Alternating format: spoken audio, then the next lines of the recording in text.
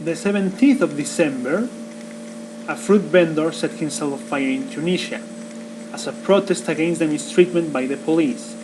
The government and the police had stepped and broken the social contract revealed by Rousseau and the basic principles of Hobbes that state that people renounce to some of their freedom in favor of the government, yet in exchange of protection by such government, not in exchange for oppression, humiliation, and mistreatment.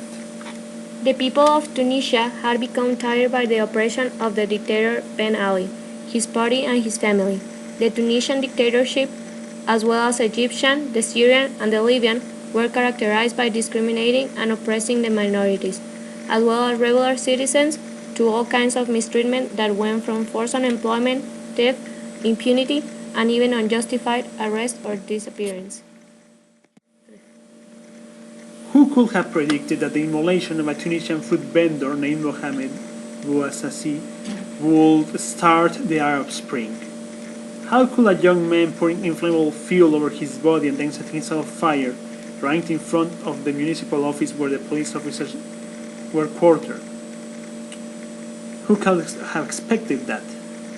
The lack of justice, the simulated separation of powers that left no room for complaints nor for accounting, and the ignorance of the principles of democracy that could have allowed the unfair government officials to be taken down peacefully, were the cause of the Arab Spring. The sacrifice of Mohamed Bouazizi was the straw that broke the camel's back, even if much of what happened at the time has been blurred by different versions and might remain a mystery.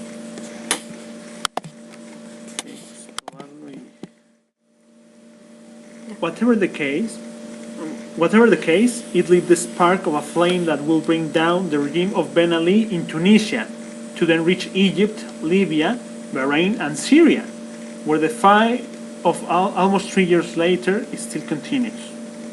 This magic contagion of indignation, of frustration, and fury had rather a few but still key ingredients: a martyr, social networks, particularly Facebook, and the connections between thousands of citizens across the Middle East, all sick of the unfair and tyrannical treatment of their respective dictators and their henchmen.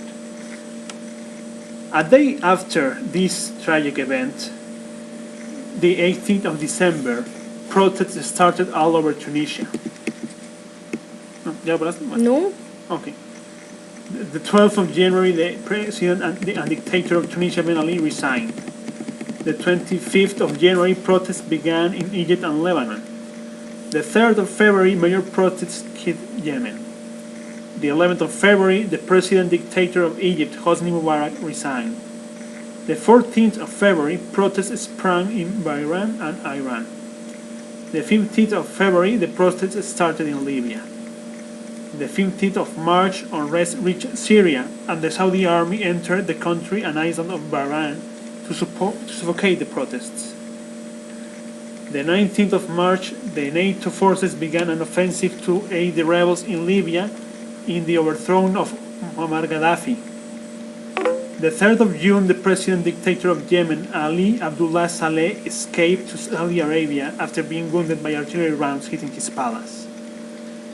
The 3rd of August, the overthrown Hosni Mubarak faced trial in Egypt for the slaughter of protesters. The 18th of August, the United States of America and the United Nations asked the president of Syria and dictator Bashar al-Assad to resign and impose sanctions on him. The Syrian civil war is still going on at the August of the year 2014. The 20th of August, the Libyan rebels reached Tripoli after 6 months of combat with the loyalists to Gaddafi. Well, the people.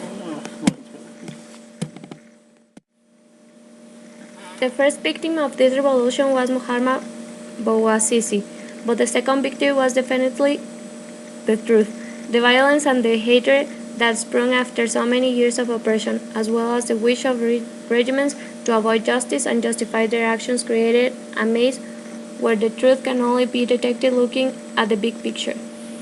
This short analysis on the Arab Spring is now at its end. We conclude that the ignorance of the principles of democracy and of men as Hobbes, Rousseau, and Montesquieu will continue to cause violence and chaos in the nations across time.